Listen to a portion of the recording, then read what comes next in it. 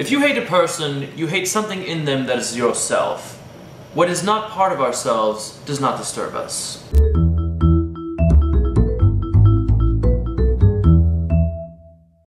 God, it's been forever since we just sat here and talked to you guys. The fuck? Cold meds.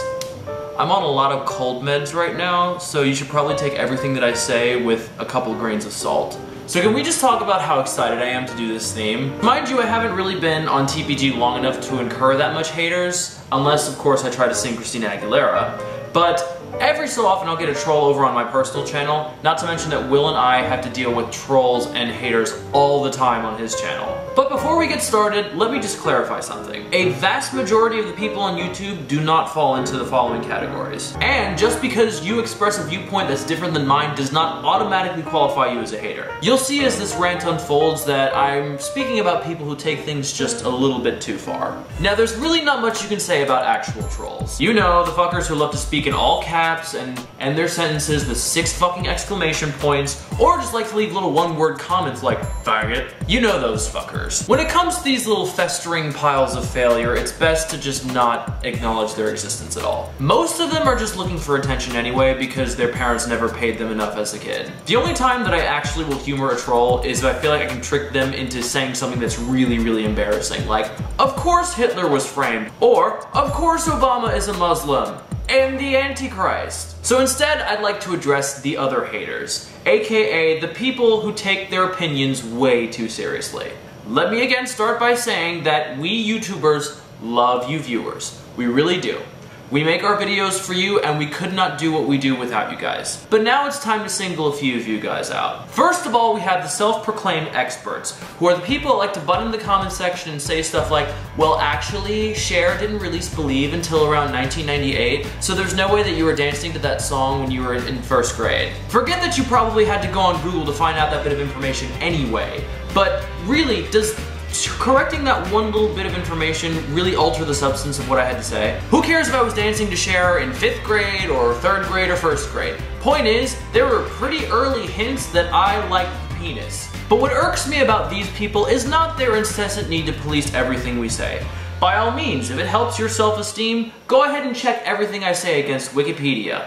But don't act like you're sitting there and providing some sort of vital service to mankind. Then, on the other side of that coin, we have the people that love to state the obvious. These people aren't so much haters as just people that find themselves to be very clever and people who just get on my nerves. And to illustrate this point, I'm gonna need to get a prop. This is a bottle of lube. Astroglide to be exact. My boyfriend and I keep it on our nightstand because we're a loving, committed couple that occasionally likes to engage in sexual intercourse.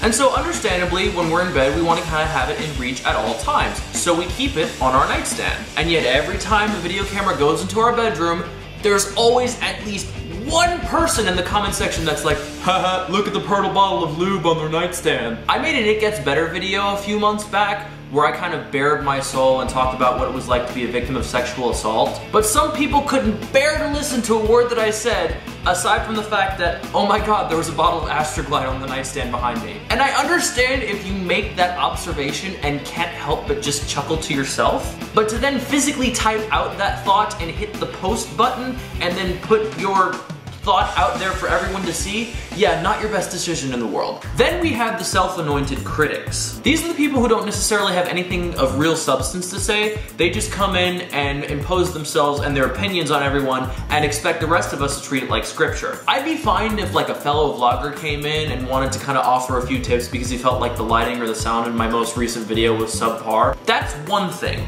It's another thing entirely for you to come in and be like, that shirt's too small, you need to buy a shirt that fits. Exactly what were you hoping when you posted that kind of comment? Like, were you just trying to showcase your douchiness for the rest of YouTube to see? Or do you actually expect that when we read comments like that, we stop everything we're doing and rush to the nearest store to completely revamp the wardrobe because you told us to do it? What these people don't realize is that YouTube videos require hours, sometimes days worth of work. And they think that taking out a few seconds of their lives to type out a little comment and hit post constitutes the same amount of effort. Now, I don't mind when people come in and try to offer honest and possibly helpful input.